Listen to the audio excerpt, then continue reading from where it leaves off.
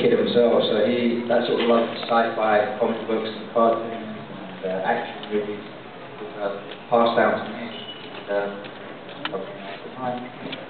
With me. There we go.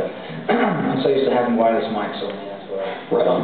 But and then so I got into martial arts because I wanted to be like the guys in movies. I thought the guys in movies, and they still are, they were like these superhuman, super beings of guys who could fly through trees and run up walls and do somersaults and disappear and do mind tricks, and I just wanted to be like those guys. And so I got into martial arts because of that. And then when I got to about 14, 15, I realised I'm going to be an actor. That's what I want to do. I want to get into films.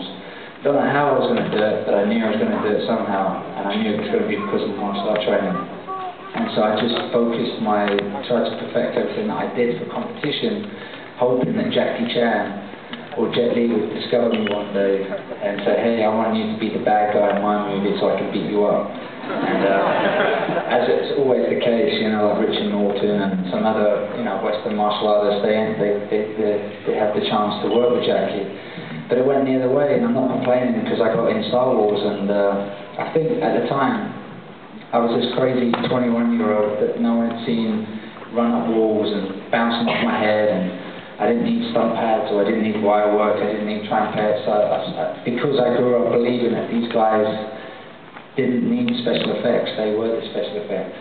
So I remember Jackie Chan saying, well, in my movies, I am the special effects. So I grew up believing in that. I tried to entertain people with my body and what I could do physically.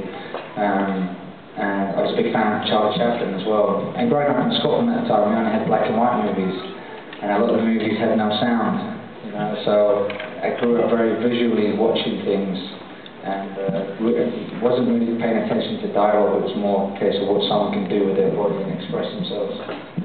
Tell me about when your agent calls you and says, we've got this call-in from Lucasfilm. They're getting ready to do episode 1, and they want you to be the chief bad guy. What's going through your brain when you're getting that phone call? Well, I wasn't really an actor then. I didn't have an agent. I was trying to break into acting. Like, I did a movie called Mortal Kombat, and I ended up playing like one of the Barrackers and one of the reptiles, and doubling for James Fremont and playing Raiden.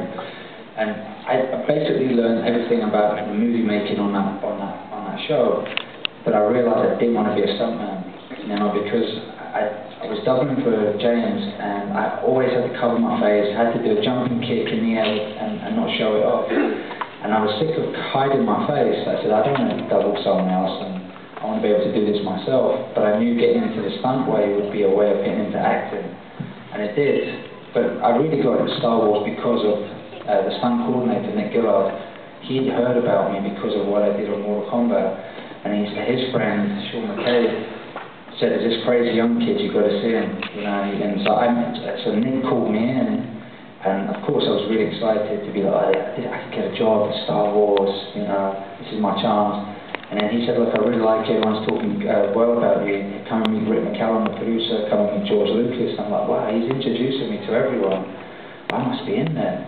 So I said, do you want me to audition? He goes, no, I like it, just come down. I want you to just work with us for a week and see how we get on. And then Robin Goulan, the casting director, asked me to go downstairs and do an audition. And it wasn't the best audition, because at the time I had this Fuji's sort of skit in my head. Oh, what's this? Do you think it's a Chinese takeaway? So when she asked me to say, what do you think you're doing? Who are those Jedis? I kept on thinking, what's this? Who are those Jedis?